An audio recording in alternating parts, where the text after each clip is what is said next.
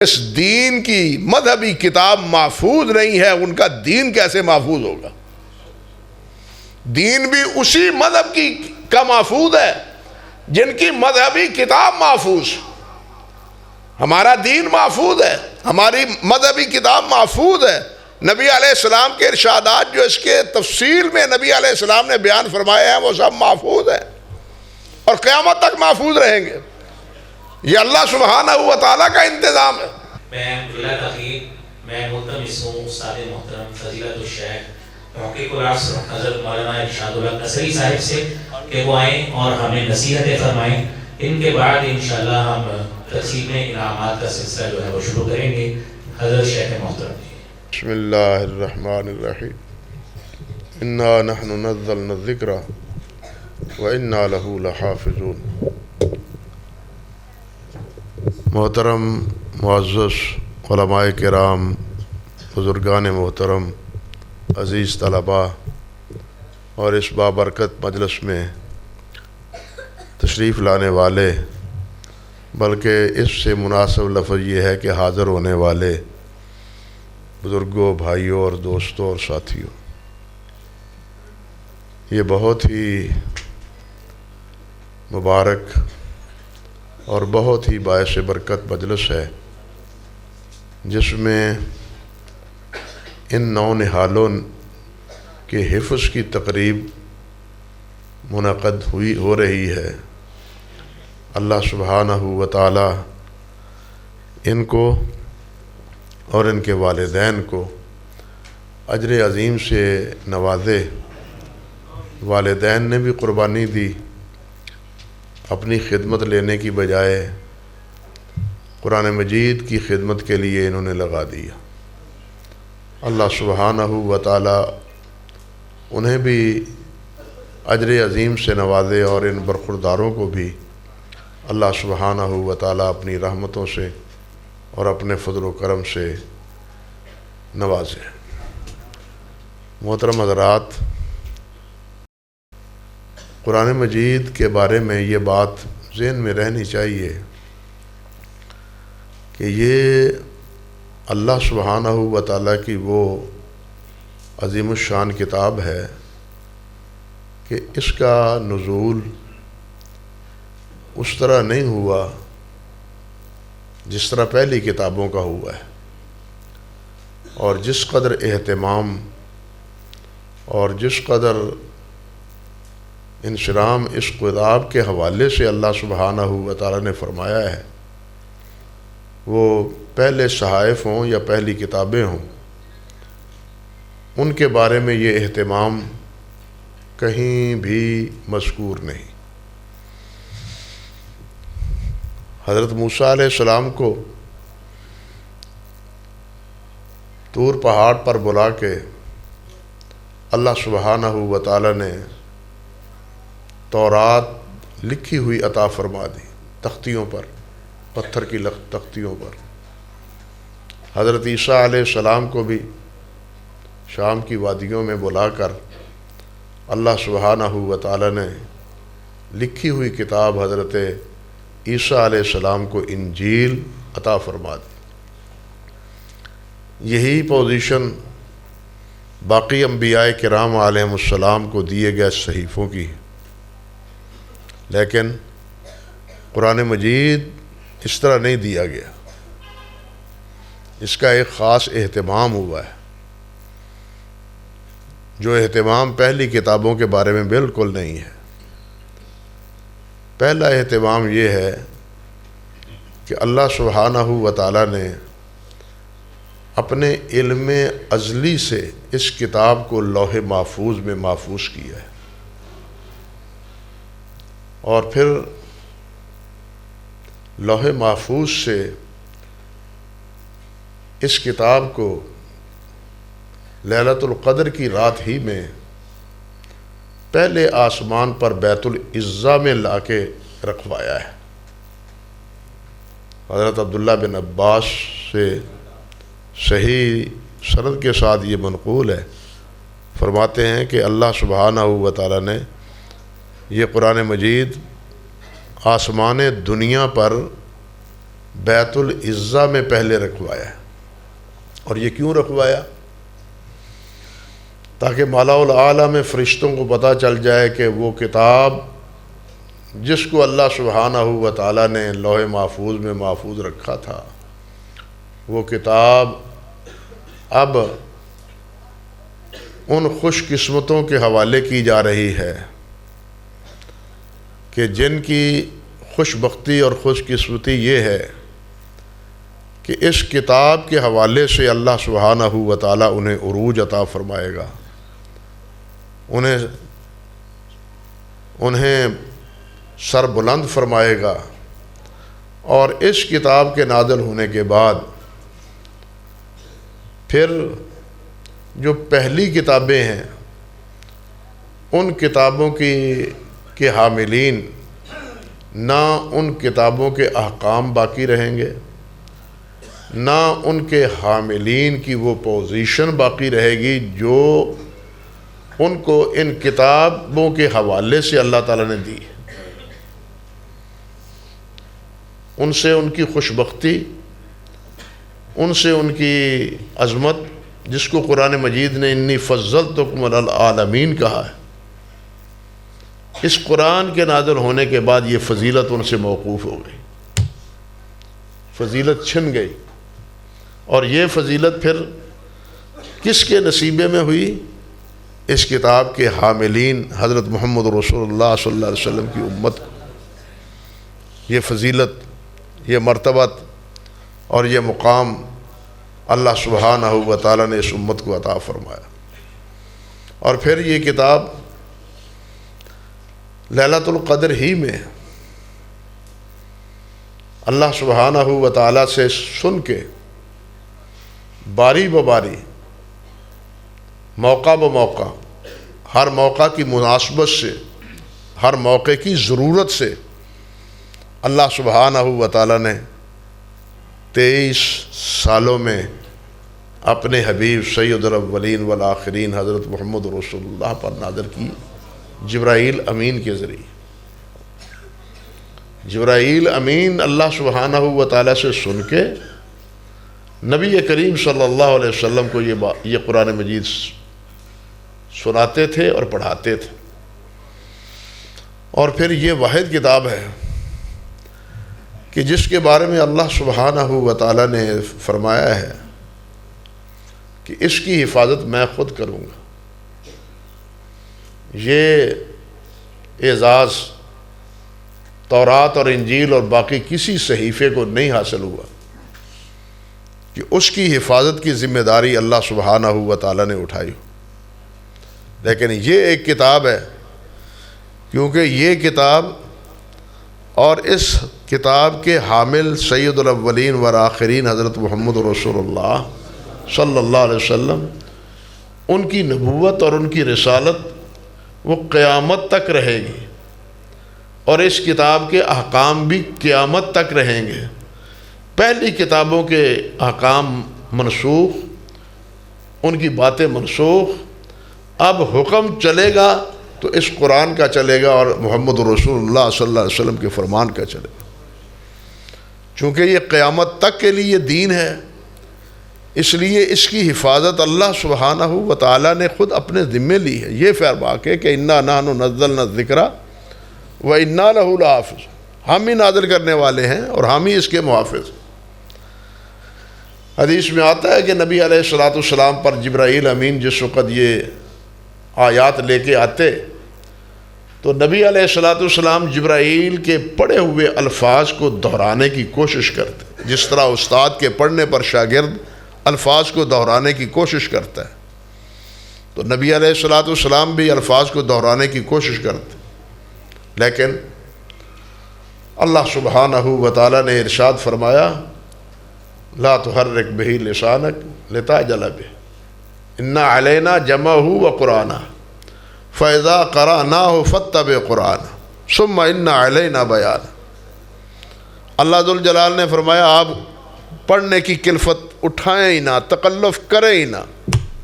کتنی محبوبیت کا عالم ہے، آپ تکلف نہ کریں، ساتھ ساتھ پڑھنے کی کلفت نہ برداشت کریں، ہم جانے اور ہمارا کام جانے، آپ کے قلب اطہر پر اس کو منقش کرنا یہ ہمارا کام ہے، اور پھر آپ کی زبان سے اس کو بیان کروانا، پڑھانا یہ ہمارے ذمے ہے۔ قرآن کے الفاظ ہی نہیں بلکہ اس کے معانی اور اس کے مطالب اور اس کے مفاہیم وہ بتلانا بھی وہ ہمارے ذمے ہے۔ یہ اہتمام کسی کتاب کے حوالے، کسی کتاب کے حصے میں نہیں آیا۔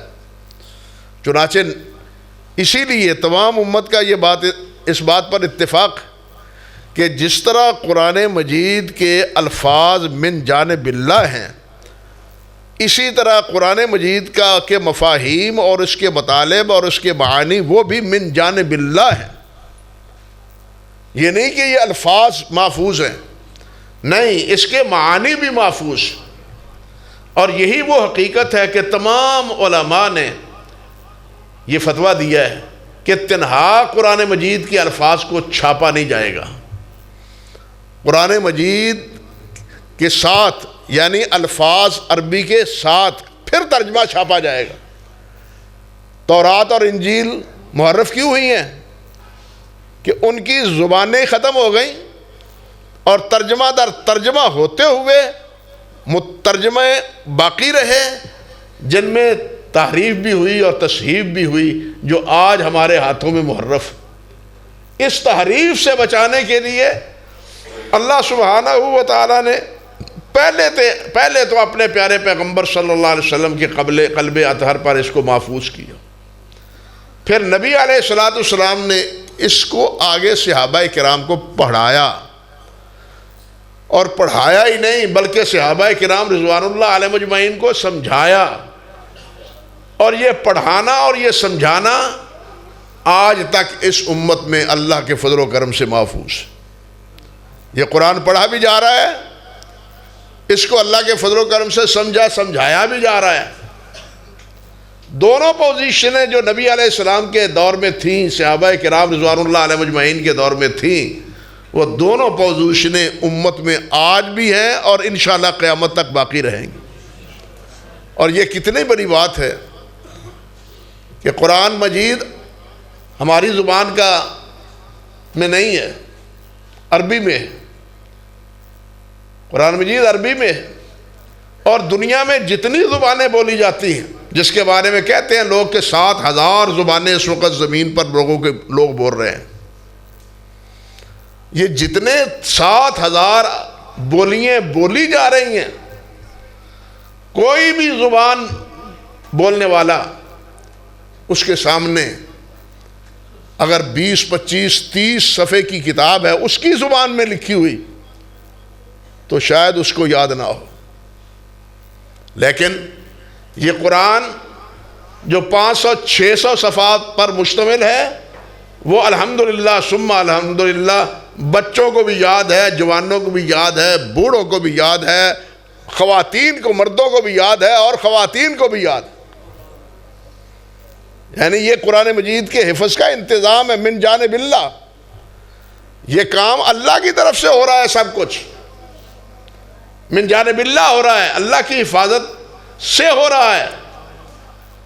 اور پھر یہ حفاظت اللہ اکبر کبیرہ صرف الفاظ تک نہیں، اللہ سبحانہ و تعالی جزا دے اس امت کو کہ اس کے تمام الفاظ کو محفوظ کیا، الفاظ کی گنتی بھی محفوظ کی، الفاظ کے زیر زبر پیش وہ بھی محفوظ کی۔ قرآن میں کتنے زبر ہیں، کتنے پیش ہیں، کتنی زیریں ہیں، کتنے شد ہیں، کتنے مد ہیں، یہ ساری چیزیں گنی ہوئی کتابوں میں لکھی ہوئی موجود ہے۔ علامہ سیوطی نے الاتقان میں ذکر کیا ہے ان کو۔ قرآن مجید کا نصف کہاں ہوتا ہے، ربع کہاں ہوتا ہے، یہ ساری چیزیں کتابوں میں محفوظ، اور یہ سب کچھ کس بنا پر ہے؟ اللہ سبحانہ و تعالیٰ کے اس وعدے کی بنیاد پر۔ اور تاریخ میں بہت سے واقعات ایسے ہیں اللہ اکبر کبیرہ کہ لوگوں نے اس کا امتحان لینا چاہا کہ کیا یہ واقعی قرآن مجید محفوظ ہے؟ اس میں تبدیلی نہیں ہوئی، اس کا جائزہ لیا گیا باقاعدہ. یہ نہیں کہ مسلمانوں کے دعوے پر لوگوں نے تسلیم کر لیا ہو، ایسے نہیں، لوگوں نے اس کا مقابلہ کیا ہے اور اس کا جائزہ لیا ہے. علامہ قرطبی رحمۃ اللہ علیہ نے ان کا معروف واقعہ ہے جو انہوں نے اپنی تفسیر میں لکھا ہے کہ خلیفہ بنو عباس مامون، اس کے دربار میں ایک خوبصورت یہودی آیا. وہ بڑی فصاحت سے عربی بولتا تھا، بہت خوبصورت تھا، بڑا جوان تھا. مامون کہنے لگا کاش یہ مسلمان ہو جائے اور جہنم کی آگ سے بچ جائے. اگر یہ مسلمان نہ ہوا، یہودی رہا، تو یہ تو سیدھا جہنم میں جائے. انہوں نے اس یہودی کو اسلام کی، ایمان کی دعوت دی اسی جذبے کے تحت. لیکن وہ کہنے لگا کہ جو میرے باپ دادا کا دین ہے میں اس کو کبھی نہیں چھوڑ سکتا. جس طرح تمہارے نزدیک تمہارے باپ دادا کا دین محفوظ ہے، اسی طرح میرے پاس بھی یہ ہے کہ میرا دین محفوظ ہے اور میں اپنے باپ دادا کا طریقہ نہیں چھوڑ سکتا. یہ باپ دادا کا طریقہ چھوڑنا بہت مشکل ہے، بہت مشکل ہے. خیر، یہودی گیا، 1 سال کے بعد پلٹا اور واپس آ کے مامون سے ملاقات کی. اور مامون سن کے حیران ہوا کہ جس کو میں نے دعوت دی تھی اسلام قبول کرنے کی، اور اس نے رد کر دیا تھا میری دعوت کو، آج وہ مسلمان بن کے میرے دربار میں پہنچا ہے. مامون خود حیران ہے. وہ کہنے لگا معاملہ کیا ہوا کہ تم نے تو میری بات کو رد کر دیا تھا کہ میں اپنے باپ دادا کا دین نہیں چھوڑ سکتا، پھر کیوں چھوڑا تم نے؟ کہنے لگا خلیفۃ المسلمین، میں اچھا کاتب ہوں، میں نے تورات کے نسخے تیار کیے، میں نے انجیل کے نسخے تیار کیے، یہ میں نے قرآن کے نسخے اپنے ہاتھ سے لکھے، اور لکھنے کے بعد میں یہودیوں کے معبد خانے میں گیا اور ان کو کہا کہ یہ تمہاری مذہبی کتاب ہے، کوئی مجھ سے لینا چاہتا ہے مجھے دام دے دے، کتاب لے لے. انہوں نے کتاب دیکھی اور جناب میرا منہ مانگا دام اس کا، وہ مجھے دے دیا اور کتاب اپنے پاس رکھ لی. احترام کیا، بڑا چوما بوسا لیا اس کا. میں عیسائیوں کے معبد خانوں میں گیا، انہیں کہا کہ یہ دیکھو یہ میرے پاس لکھی ہوئی خوبصورت خط میں انجیل ہے، کوئی اس کو لینا چاہتا ہے؟ انہوں نے اس کو دیکھا، ادھر ادھر سے جائزہ لیا، تو جو میں نے دام مانگے، قیمت مانگی، انہوں نے وہ دی اور میں نے ان کو وہ انجیل فروخت کر دی. ہوا یہ، وہ کہتا ہے کہ میں نے تورات لکھی لیکن تورات میں نے تقدیم تاخیر کی، آیات کو حذف کیا، باتوں کو کچھ بدلا. انجیل میں بھی یہی کردار ادا کیا. پھر میں قرآن مجید میں یہی کردار ادا کر کے لکھ کے مسلمانوں کی مسجدوں میں گیا. تو میں نے انہیں کہا کہ یہ تمہاری مذہبی کتاب ہے، کوئی اس کا خریدار ہے؟ انہوں نے کہا دکھاؤ کیا ہے. کتاب کو دیکھا، ادھر ادھر سے پڑھنے کے بعد انہوں نے کتاب واپس کر دی. کوئی بھی اس کا خریدار نہ بنا، کوئی اس کا خریدار نہ بنا. کیوں بھائی، کیوں نہیں لیتے؟ کہنے لگے یہ ہمارا وہ قرآن نہیں ہے جو حضرت محمد رسول اللہ پر نازل ہوا تھا، اس میں تحریف ہے، یہ بدلا ہوا ہے، اس میں تقدیم تاخیر ہے، یہ صحیح نہیں ہے لکھا ہوا، اس لیے ہم اس کو قرآن نہیں کہتے، لے جاؤ اس کو اپنے لکھے ہوئے قرآن کو. کہتا ہے مامون جب میں نے یہ نظارہ دیکھا تو میں نے فیصلہ کر لیا کہ جس دین کی مذہبی کتاب محفوظ نہیں ہے ان کا دین کیسے محفوظ ہوگا. دین بھی اسی مذہب کا محفوظ ہے جن کی مذہبی کتاب محفوظ، ہمارا دین محفوظ ہے، ہماری مذہبی کتاب محفوظ ہے، نبی علیہ السلام کے ارشادات جو اس کے تفصیل میں نبی علیہ السلام نے بیان فرمائے ہیں وہ سب محفوظ ہیں اور قیامت تک محفوظ رہیں گے۔ یہ اللہ سبحانہ و تعالیٰ کا انتظام ہے۔ آپ دیکھیں ہمارے بر صغیر میں، پاک و ہند میں تقسیم سے پہلے آل حدیث کانفرنس تھی، آل انڈیا آل حدیث کانفرنس کے نام پر ایک تنظیم تھی جس کے صدر حضرت مولانا عبداللہ غازی پوری رحمۃ اللہ علیہ، جو استاد الاساتذہ کے لقب سے ملقب تھے۔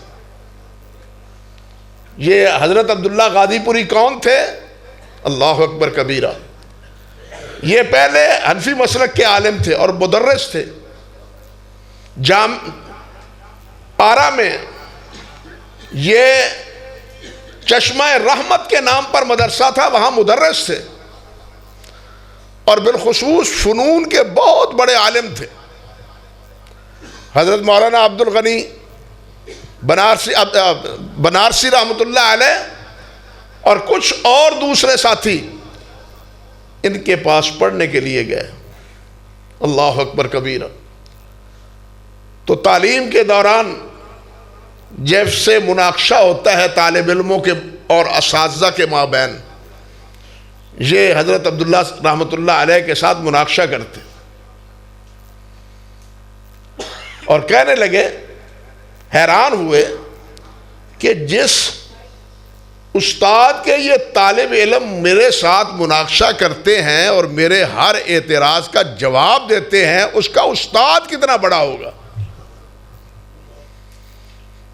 تدریس کی منزل چھوڑ کے دہلی شیخ الکل فی الکل حضرت مولانا سید نذیر حسین دہلوی رحمۃ اللہ علیہ کے سامنے آ کے زانوئے تلمس طے کی، ان سے آ کے حدیث پڑھی، پھر ان کا ذہن بدلا، پھر آل حدیث بنے۔ یہی اس مجلس کے صدر تھے، یعنی آل انڈیا آل حدیث کانفرنس کے یہ صدر تھے، اور اس کے ناظم شیخ الاسلام مولانا ثناء اللہ امرتسری رحمۃ اللہ علیہ تھے، اور اس کے خزانچی وہ ذہن میں نام نہیں آ رہا، لیکن نائب ناظم حضرت مولانا ابراہیم سیالکوٹی تھے۔ عرض کرنے کا مقصد یہ تھا کہ ایک دفعہ آل حدیث انڈیا آل حدیث کانفرنس ہو رہی تھی، تقریر کر رہے تھے مولانا ابو القاسم بنارسی رحمۃ اللہ علیہ، جو مولانا محمد سعید بنارسی کے بیٹے تھے۔ وہ تقریر کر رہے تھے، ایک ہندو سامنے کھڑا ہوا۔ اس وقت ان مجلسوں میں سب جاتے تھے، ہندو بھی جاتے تھے، عیسائی بھی جاتے تھے، سکھ بھی جاتے تھے، مسلمان بھی جاتے تھے، مسلمانوں کے جلسوں میں بھی اور غیر مسلمانوں کے جلسوں میں بھی۔ تو وہ ہندو کھڑا ہوا اور کہنے لگا کہ کیا ثبوت ہے آپ کے پاس کہ جس قرآن کی تم دعوت دیتے ہو وہ واقعی وہی قرآن ہے جو آپ کے نبی پر نازل ہوا تھا؟ کیا دلیل ہے اس کی؟ اللہ اکبر کبیرہ۔ جب یہ سوال ہوا، حضرت مولانا ثناء اللہ وہاں اس وقت اسٹیج پر موجود نہ تھے، وہ پیچھے کمرے میں آرام فرما رہے تھے۔ اسٹیج سے ایک ساتھی اتر کے بھاگا گیا کہ مولانا ایک مسئلہ کھڑا ہو گیا ہے، اب آپ کی ضرورت پڑی ہے۔ انہوں نے کہا کیا مسئلہ ہے؟ ہندو نے یہ اعتراض کر دیا ہے نا، عیسائی پادری نے یہ اپنے اعتراض کیا ہے۔ فرمانے لگے کہ تقریر کون کر رہا ہے؟ اس نے کہا جی مولانا ابو القاسم صاحب بنارسی کر رہے ہیں۔ فرمانے لگے پھر میرے جانے کی ضرورت نہیں ہے، وہ اس بات کو نپٹا لے گا۔ یہ تھے مولانا ابو القاسم صاحب بنارسی رحمۃ اللہ علیہ۔ آج تو ہم ان اپنے اکابروں کے نام سے بھی غافل ہیں، کام تو کیا ان کے نام سے بھی غافل ہیں کہ وہ کیا تھے، کون تھے۔ مولانا ابوالقاسم رحمۃ اللہ علیہ نے فرمایا بھائی مجمع تھا ہزاروں کا، بھائی اس مجلس میں جتنے بھی حفاظ قرآن ہیں سب کھڑے ہو جائیں، سب حفاظ قرآن کھڑے ہو جائیں۔ وہ جناب متعدد حضرات اس یعنی جلسے سے کھڑے ہو گئے۔ پادری صاحب سے بولے مولانا کہ پادری صاحب دنیا کے کسی خطے کا قرآن مجید چھپا ہوا لائیں، کسی خطے کا، اور وہ قرآن مجید ان سے سنیں۔ اگر یہ سارے حضرات اس قرآن مجید کے خلاف کوئی بات بھی، کوئی لفظ یا کوئی آیت پڑھیں تو آپ سمجھ لیں کہ قرآن جو ہے نا وہ نہیں ہے جو حضرت محمد رسول اللہ پر نازل ہوا تھا۔ اور اگر سارے کے سارے جتنے کھڑے ہیں وہی قرآن سنائیں جو کسی جگہ چھپا ہے، تو یہ اس بات کی قاطع برہان ہے کہ قرآن اسی طرح ہے جس طرح اللہ نے اپنے پیارے پیغمبر پر نازل کیا تھا۔ وہ عیسائی پادری وہ تو خاموش ہوا، لیکن مولانا نے اگلا کہنا چاہیے اعتراض بھی جڑ دیا۔ فرمانے لگے پادری صاحب آپ نے قرآن کے بارے میں تو یہ بات کہہ دی، اب آپ بھی انجیل کا کوئی نسخہ پیش کریں۔ میں بتلاتا ہوں کہ آپ کے حضرات نے اس نسخے کے خلاف دوسرے مطبوعہ نسخوں میں کہاں کہاں تبدیلی کی ہے اور کہاں کہاں تعریف کی۔ اور وہ پادری مبہوت ہو کے رہ گئے، خاموش ہو گئے، کوئی جواب نہ دے سکا۔ بات سمجھے؟ تو یہ ہے اِنَّا نَحْنُ نَزَّلْنَا الذِّكْرَ وَإِنَّا لَهُ لَحَافِظُونَ، یہ من جانب اللہ یہ انتظام ہے اللہ سبحانہ و تعالیٰ کا اس قرآن مجید کی حفاظت۔ اسی بر صغیر کا ایک اور واقعہ ہے۔ پارٹیشن سے پہلے مشترکہ جلسے ہوتے تھے، اور جو اسٹیٹ سیکٹری ہندو تھا وہ روزانہ جہاں جلسہ ہوتا تھا مسلمان کو کہتا، قاری کو کہتا بھائی مسلمان آ کے قرآن مجید کی تلاوت کرے، قرآن مجید کی تلاوت کرے تاکہ جلسے کی ابتدا کرے۔ اللہ اکبر کبیرہ۔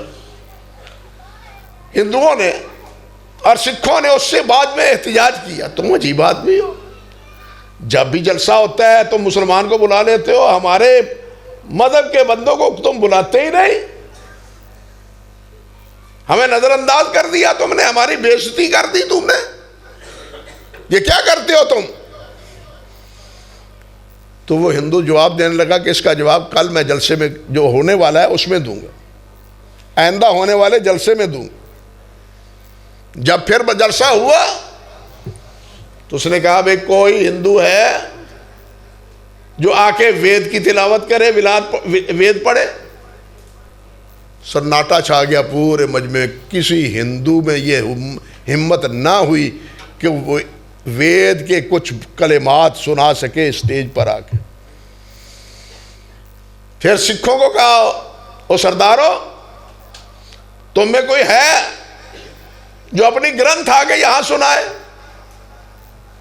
خاموش، کوئی سردار آ کے گرنتھ کے بول نہ بول سکا۔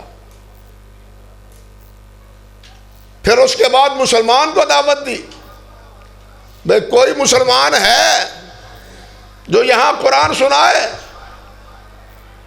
تو ایک مسلمان نہیں درجنوں مسلمان کھڑے ہو گئے جو کہنے لگے ہم قرآن سناتے ہیں، ہم قرآن سناتے ہیں۔ اس اسٹیج سیکٹری نے کہا اشارہ کرتے ہوئے، مجھ پر معترض ہونے والوں، تم نے اپنے اعتراض کا جواب پا لیا کہ تم میں سے کوئی ایسا نہیں ہے جو اپنی مذہبی کتاب سنا سکے زبانی، لیکن مسلمان کے یہ کتنے افراد ہیں جو دعویٰ کرتے ہیں کہ ہم پڑھتے ہیں، ہم پڑھتے ہیں، ہم پڑھتے ہیں۔ یہ انتظام کس کا ہے؟ انا نحن نزلنا الذکر و انا لہ لحافظون، ہم محافظ ہیں ان چھوٹے چھوٹے بچوں کے دلوں میں، بوڑھوں کے دلوں میں، حتیٰ کہ خواتین کے دلوں میں یہ محبت اللہ ذوالجلال والاکرام نے ڈالی ہے، اللہ نے ڈالی ہے۔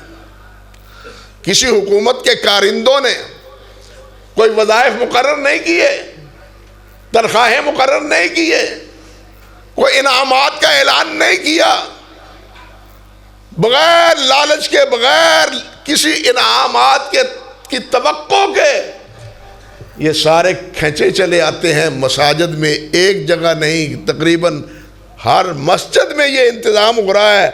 تو یہ کس کی طرف سے ہو رہا ہے؟ اللہ رب العزت کی طرف سے ہو رہا ہے۔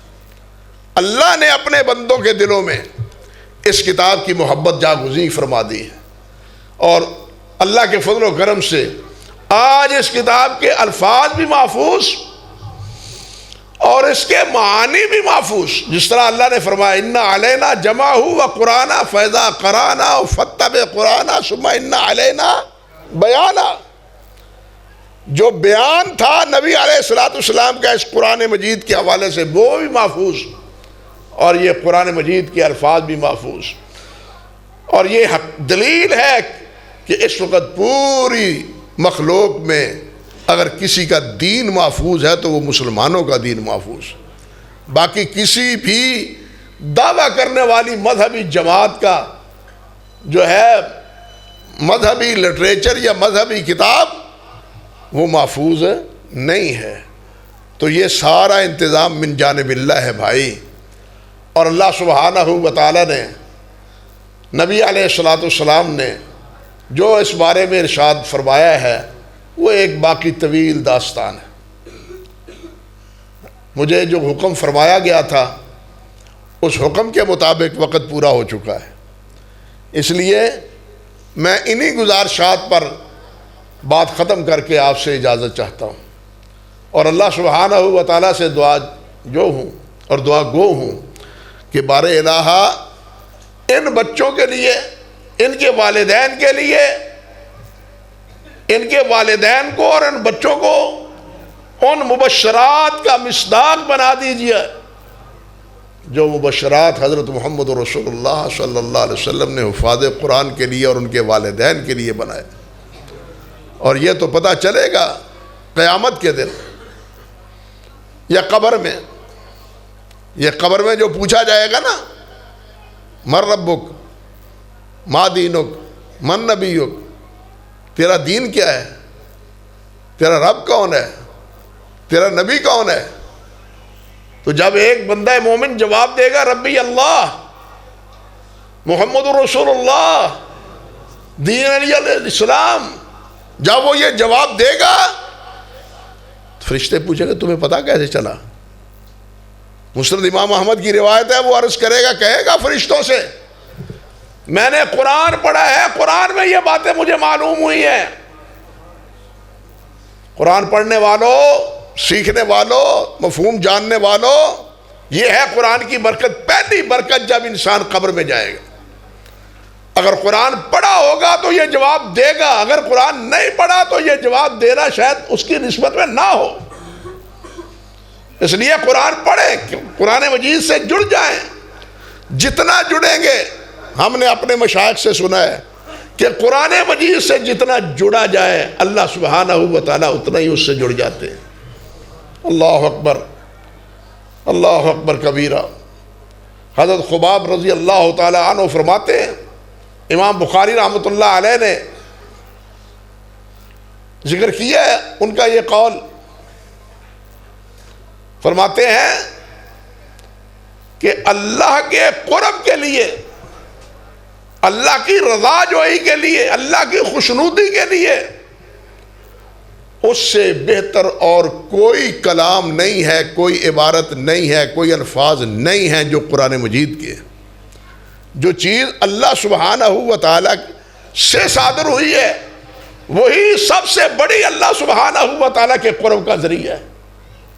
اس لیے اللہ کا قرب، حضرت علی فرماتے ہیں کہ جو اس قرآن کو چھوڑ کے کسی اور کتاب کے ذریعے اللہ کا قرب ڈھونڈتا ہے وہ اللہ کا قرب نہیں ڈھونڈتا بلکہ وہ گمراہی اختیار کرتا ہے۔ ہدایت اس کتاب میں ہے، اللہ کا قرب اس کتاب میں ہے، دنیا اس میں ہے۔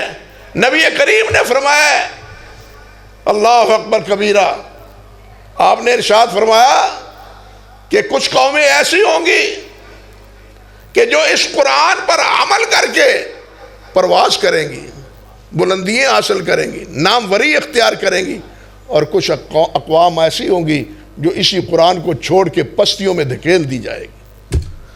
ہماری ترقی کا راز یہ قرآن مجید ہے، ہماری فلاح کا راز دنیا اور آخرت میں یہ قرآن مجید ہے۔ اس لیے اس سے جڑے، اس سے تعلق وابستہ کریں، اس کو سمجھنے کی کوشش کریں، اس پر عمل کی کوشش کریں۔ اللہ مجھے بھی اس کی توفیق عطا فرمائے، آپ کو بھی اس کی توفیق بخشے۔ اقول قولی ھذا استغفر اللہ لی ولکم ولسائر المسلمین۔ جزاک اللہ احسن الجزا۔ شیخ محترم نے حفاظت قرآن کے حوالے سے بڑی بہترین مختصر گفتگو فرمائی، جامع گفتگو فرمائی، اور اس حوالے سے کئی نصیحتیں بھی فرما رہے تھے۔ یقینی بات ہے ایسی گفتگو سننے کے لیے دل چاہ رہا ہے کہ مزید سنتے جائیں، لیکن وقت کی گنجائش اتنی نہیں تھی تو شیخ نے خود اس کو مختصر فرما دیا۔ حضرات محترم، میں یہاں پہ اپنے ساتھیوں کو بتاتا چلوں کہ مدرسہ ھذا میں الحمدللہ